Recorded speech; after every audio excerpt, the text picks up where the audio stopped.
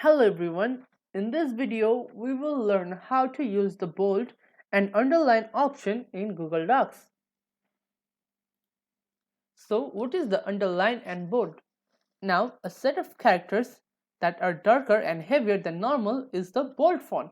So what it does is it makes the characters or the words thicker, darker and heavier.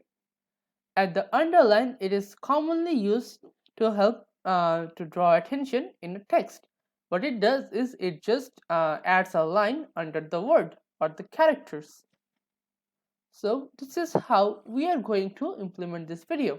Now let's get started. So over here I have my Google Chrome open. Now I'm going to open the Google Drive.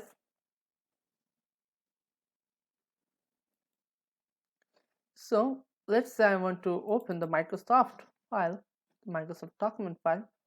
So if I want to bold the text, I'm going to select the text and just click on bold, the B button over here.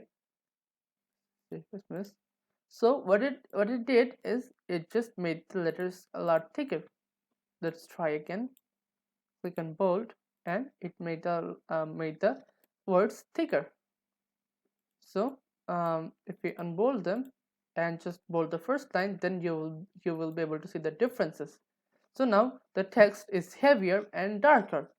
Now if you want to use the underline, you can just select this line and just click on the underline button or the option. Now there is a line under this line. So this is the underline option. It just adds a line under this.